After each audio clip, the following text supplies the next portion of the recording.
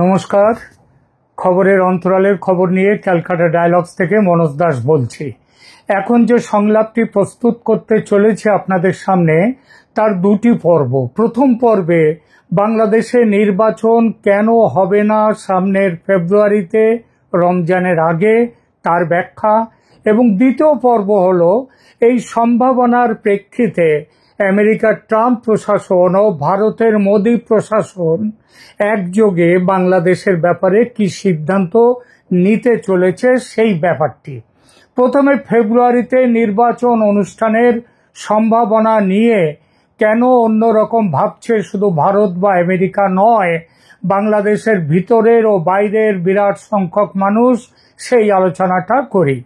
2025 সালের 5 আগস্ট টেলিভিশনে জাতির উদ্দেশ্যে ভাষণে মোহাম্মদ ইউনূস স্পষ্টভাবে বলেছেন, অন্তর্বর্তী সরকারের পক্ষ থেকে আমি প্রধান নির্বাচন কমিশনারকে চিঠি লিখব ফেব্রুয়ারি 2026-এ রমজানের আগে জাতীয় নির্বাচন আয়োজন করার অনুরোধ জানিয়ে।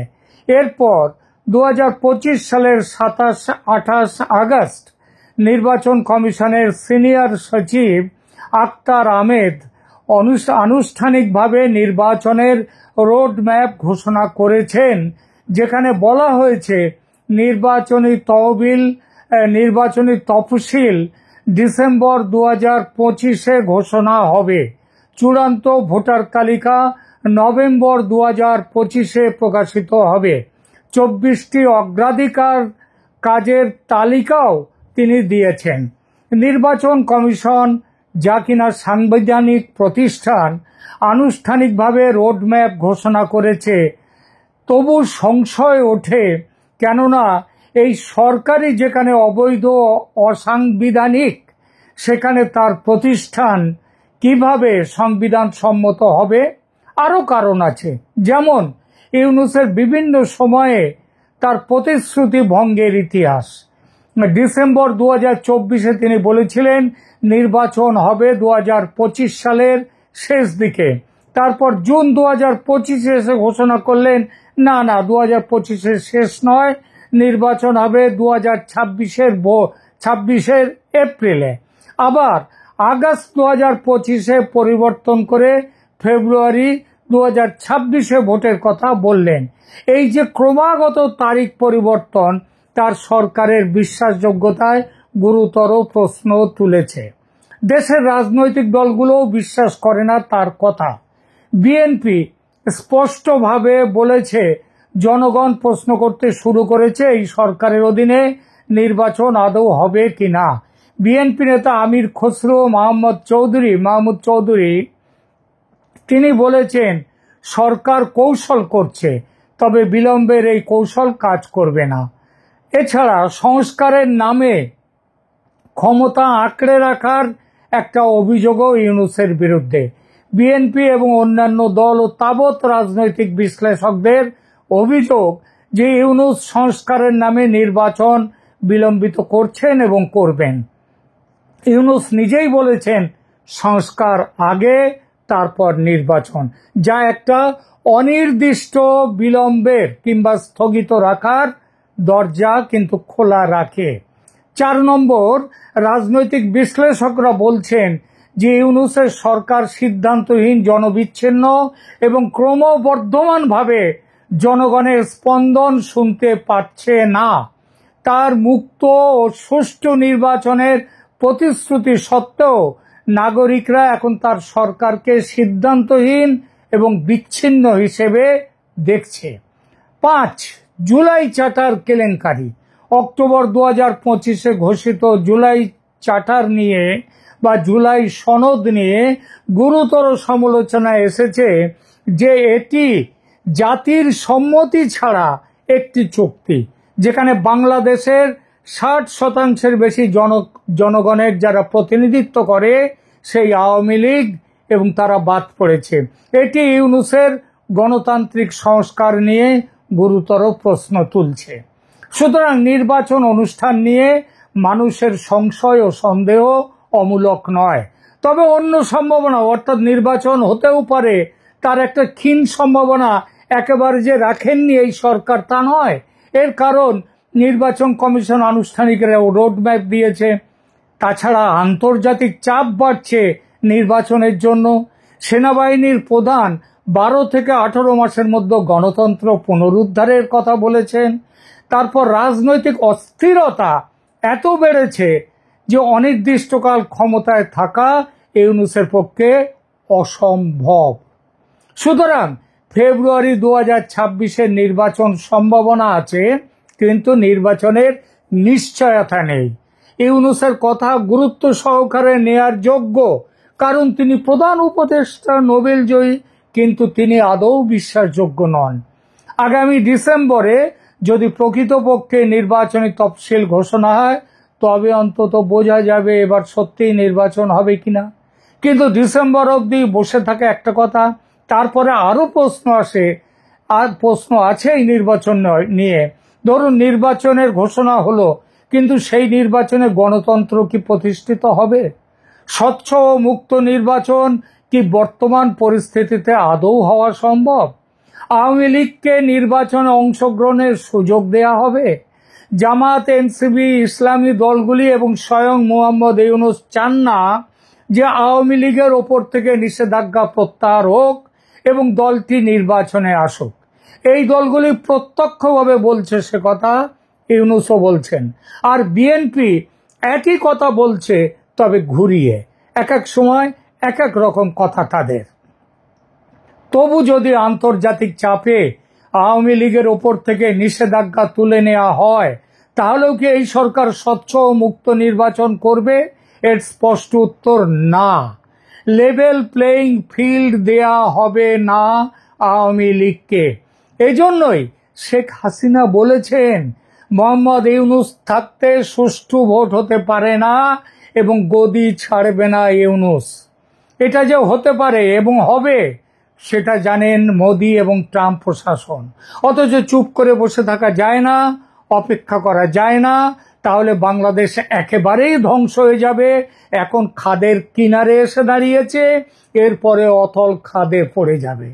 তাহলে শিল্প গেছে, অর্থনীতি গেছে, এবার জাতি দাঙ্গায় জড়িয়ে পড়বে দেশ।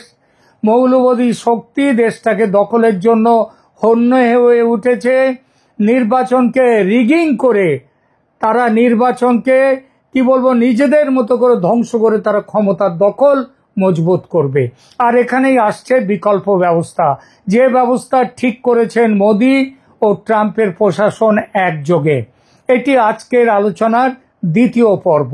আমার সংবাদ নয়াদিল্লির কূটনৈতিক মহলের ভিতরের অসমর্থিত কিন্তু নির্ভরযোগ্য সূত্রে পাওয়া। দুই দেশের কূটনৈতিক মহল এই প্রস্তাবকে বলছে বাংলাদেশের শান্তি ও গণতন্ত্র পুনঃপ্রতিষ্ঠার পথের সন্ধান, একটি বাস্তবসম্মত প্রস্তাব। আবার খেয়াল করবেন কথাটি, যে গণতন্ত্র এবং বাংলাদেশের শান্তি, বাংলাদেশকে সমৃদ্ধির পথে পুনঃপ্রতিষ্ঠার জন্য নতুন পথের সন্ধান, এবং এটি একটি বাস্তবসম্মত প্রস্তাব। 2024 সালের আগস্টে শেখ হাসিনা সরকারের পতনের পর থেকে আমরা যা দেখছি তা কেবল একটি রাজনৈতিক পরিবর্তন নয়, এটি একটি আদর্শগত সামাজিক রূপান্তর, যা কিন্তু ভালোর দিকে নয় বরং খারাপের দিকে, উদ্বেগের দিকে এগিয়ে নিয়ে যাচ্ছে বাংলাদেশকে। প্রথমত, বাংলাদেশে মৌলবাদের উত্থান। পরিসংখ্যান যা উপেক্ষা করা যায় না, সেই অনুযায়ী বাংলাদেশ হিন্দু, বৌদ্ধ, খ্রিস্টান ঐক্য পরিষদের প্রতিবেদন জানাচ্ছে 2024 সালের 4 আগস্ট থেকে 2025 সালের জুনের মধ্যে মাত্র 330 দিনে 2442টি সাম্প্রদায়িক সহিংসতার ঘটনা ঘটেছে, যা তার পূর্ববর্তী বছরের তুলনায় কয়েক গুণ।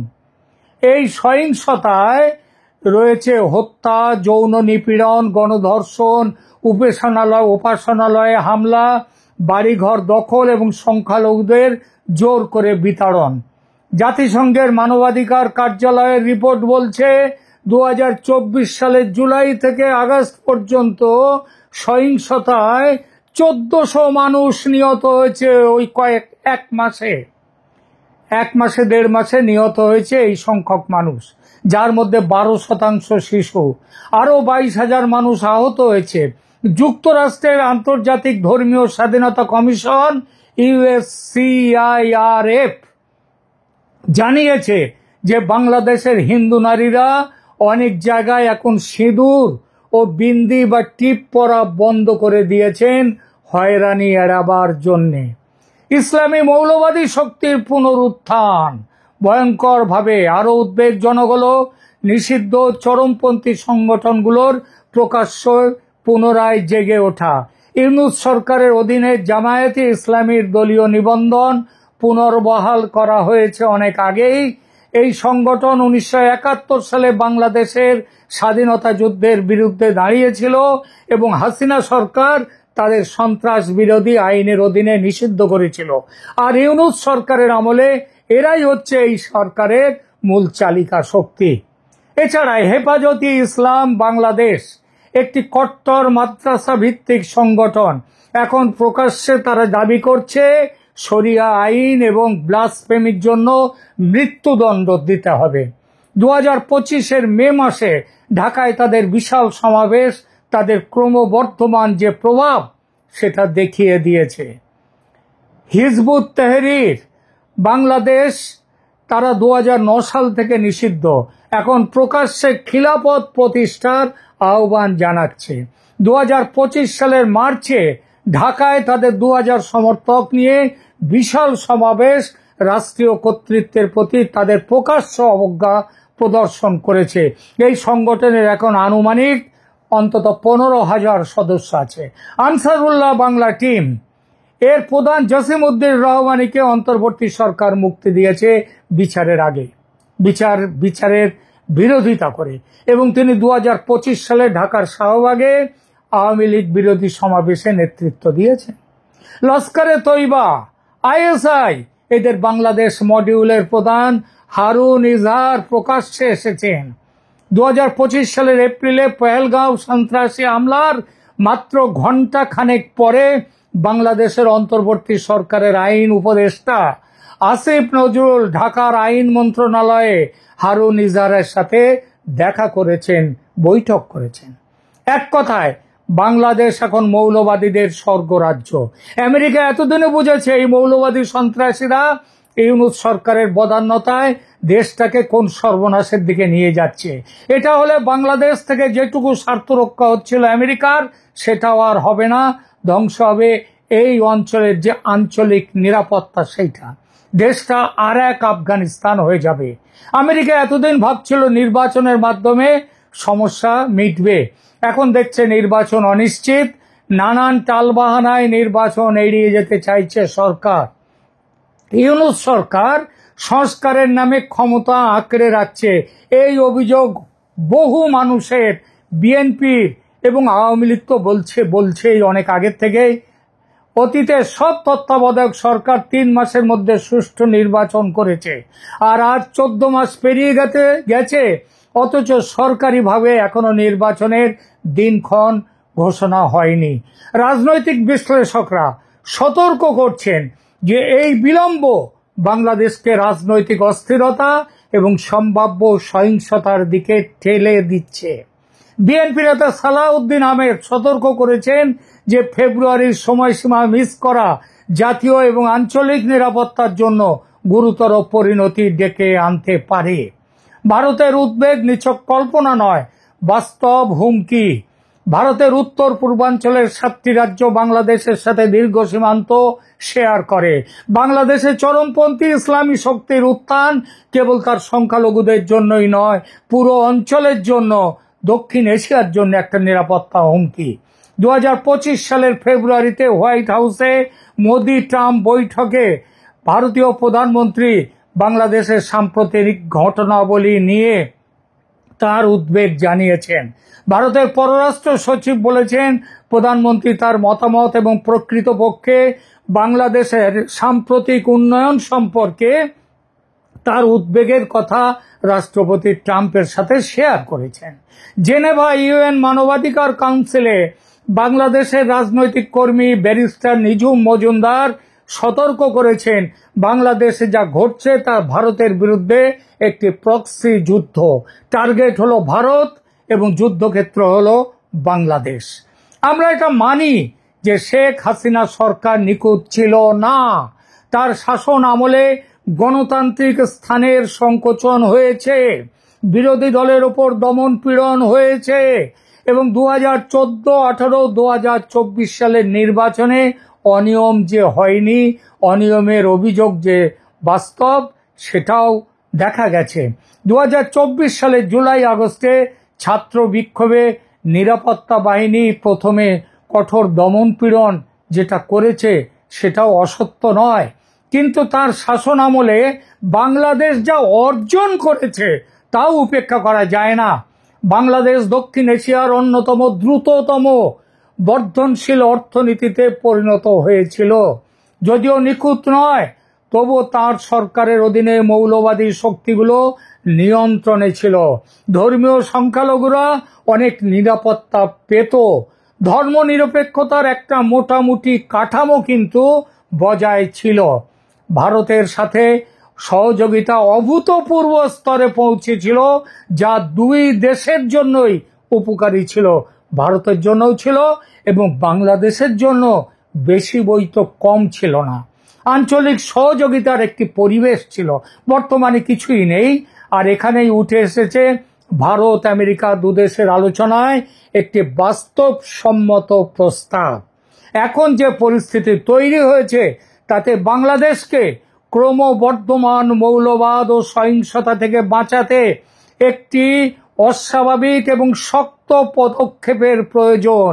এই প্রয়োজন মেটাবার ক্ষমতা এবং যোগ্যতা একমাত্র আছে বাংলাদেশ আওয়ামী লীগের শেখ হাসিনার নেতৃত্বের। এই প্রস্তাবে কয়েকটি পর্যায় আছে। পর্যায় 1, জরুরি স্থিতিশীলতা। এটা 3 থেকে 6 মাসের জন্য। এর মধ্যে শেখ হাসিনা তারা ফিরে যাবেন। শেখ হাসিনা একটি সময়ের জন্য, সীমিত সময়ের জন্য তিনি ফিরে যাবেন। নির্বাচিত প্রধানমন্ত্রী হিসেবেই যাবেন, তবে তার মূল দায়িত্ব হবে একটি জাতীয় স্থিতিশীল সরকারের প্রধান হিসেবে তিনি যাবেন। তার প্রধান দায়িত্ব হবে চরমপন্থী সহিংসতা বন্ধ করা, আইন শৃঙ্খলা পুনঃপ্রতিষ্ঠা করা, সংখ্যালঘুদের নিরাপত্তা নিশ্চিত করা, মৌলবাদী সংগঠনগুলোকে নিয়ন্ত্রিত করা, দেশের অর্থনীতিকে আবার নিজের জায়গায় ভালোভাবে তুলে নিয়ে আসা আগের মতো। প্রয়োজনে এই মৌলবাদী সংগঠনগুলোকে নিষিদ্ধ করতেও তিনি পারবেন। এটা প্রথম পর্ব। দ্বিতীয় পর্যায়ে সংস্কার ও প্রস্তুতির জন্য 3 থেকে 6 মাস। তাহলে মোট হলো এ পর্যন্ত 6 থেকে 12 মাস। একটি সত্যিকারের স্বাধীন নির্বাচন কমিশন গঠন করবেন।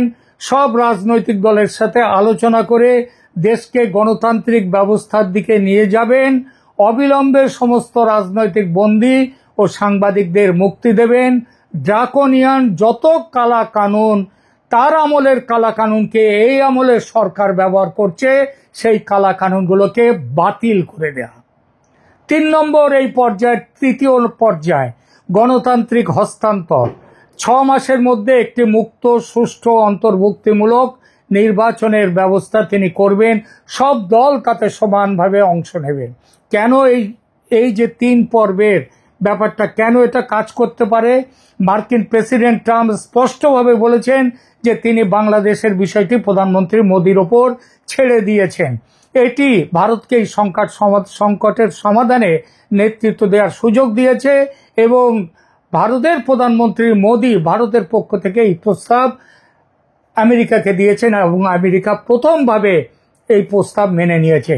ট্রাম্প নিজে বলেছিলেন 2024 সালে যে তিনি বাংলাদেশের হিন্দু, খ্রিস্টান এবং অন্যান্য সংখ্যালঘুদের বিরুদ্ধে বর্বর সহিংসতার তীব্র নিন্দা করছেন। এই উদ্বেগ এখনো বৈধ এবং এমন একটি পদক্ষেপের জন্য আন্তর্জাতিক সমর্থন পাওয়া যেতে পারে যা এই সহিংসতা বন্ধ করতে পারে। সুতরাং ভারত এবং আমেরিকার যৌথ নেতৃত্বে এই ব্যবস্থা যদি হয়, কেউ প্রশ্নই তুলতে পারে যে কেন এই ব্যবস্থা কি গণতন্ত্রের বিরোধী নয়? এমন প্রশ্ন উঠতে পারে। তার উত্তরে বলার, বর্তমান পরিস্থিতি আরো বেশি গণতন্ত্র বিরোধী। ইউনূস সরকার নির্বাচিত নয়, ক্রমাগত নির্বাচন বিলম্বিত করছে এবং চরমপন্থী শক্তিগুলোকে পুনরায় জেগে ওঠার, বেঁচে ওঠার সুযোগ করে দিচ্ছে, তাদের বাঁচিয়ে তুলছে। একটি সীমিত সময়ের স্থিতিশীল সরকার, যার একমাত্র লক্ষ্য মুক্ত সুষ্ঠু নির্বাচন অনুষ্ঠান, গণতন্ত্র রক্ষার একটি পথ হতে পারে। দ্বিতীয় প্রশ্ন, শেখ হাসিনা যদি ক্ষমতা ছাড়তে রাজি না হন, মানে ক্ষমতায় আসার পর ইউনূসকে সরিয়ে দিয়ে তিনি ক্ষমতায় এলে তারপরে যদি তিনি ছাড়তে রাজি না হন এবং নির্বাচন যদি তিনি এড়িয়ে যান, উত্তর এটি একটি শর্তযুক্ত প্রস্তাব দেয়া হবে শেখ হাসিনাকে। আন্তর্জাতিক গ্যারান্টি দিতে হবে তাকে যে নির্ধারিত সময়ে তিনি নির্বাচন করবেন এবং তিনি ক্ষমতা হস্তান্তরিত করবেন নির্বাচিত দলকে। সে দল যদি তার দল হয় তাতেও আপত্তি নেই, সে দল বিএনপি হলে তাকে দেবেন, সে দল জামাত হলে তাকে দেবেন। তার নিজের রাজনৈতিক উত্তরাধিকারের জন্য একজন স্থিতিশীল, তিনি শুধু অন্যায় করে যাননি, স্বৈর শাসক নন, তিনি যে একটি দেশকে স্থিতিশীল করেছেন এই ব্যাপারেও ইতিহাসে তার নাম মনে থাকবে। তৃতীয় প্রশ্ন, বাংলাদেশের জনগণ কি এটা মেনে নেবে? উত্তর, বাংলাদেশের জনগণ এখন দুটি পরিস্থিতির মধ্যে আছে: ক্রমবর্ধমান মৌলবাদ ও সহিংসতা এবং দেশের পিছিয়ে যাওয়া অর্থনীতিতে এবং প্রচন্ড দারিদ্র্যের মুখে যাওয়া, আর একটি হচ্ছে সীমিত সময়ের স্থিতিশীল ব্যবস্থা যা সত্যিকারের গণতান্ত্রিক নির্বাচনের পথ প্রশস্ত করবে। যদি স্পষ্ট রোডম্যাপ থাকে এবং আন্তর্জাতিক তদারকি থাকে, সেটা থাকবেই, তাহলে বাংলাদেশের মানুষ সেটা সমর্থন করবে। কারণ বাংলাদেশের একটা বড় সংখ্যার মানুষ এখন বলছে হাসিনার আমলে, এর আগের আমলেই ভালো ছিলাম। এইবার শেষ করি। বাংলাদেশ একটি সন্ধিক্ষণে দাঁড়িয়ে আছে।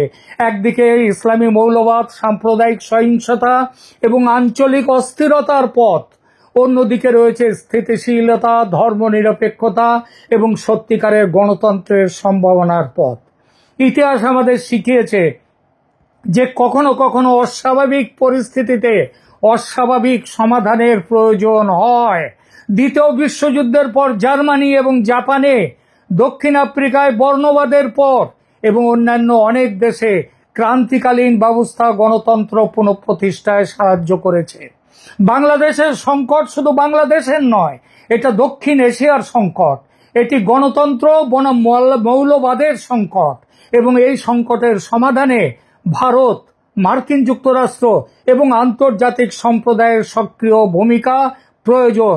শেখ হাসিনার ফিরে আসা একটি সীমিত সময়ের জন্য, তারপর তিনি স্পষ্ট নির্বাচনী রোডম্যাপ দেবেন এবং আন্তর্জাতিক তদারকিতে নির্বাচন, এটি হতে পারে বাংলাদেশকে অতল গহ্বর থেকে বাঁচানোর একটি মাত্র পথ। এই পথে চলতে সহমত হয়েছে ভারত ও আমেরিকা। আশা করা যায় শীঘ্রই বাস্তবায়ন হবে এই পথের, অর্থাৎ হাসিনা ফিরে আসবেন, বাংলাদেশে খুব শীঘ্রই ক্ষমতা গ্রহণ করবেন ইউনূসকে হটিয়ে। আপাতত এটুকুই, ধন্যবাদ।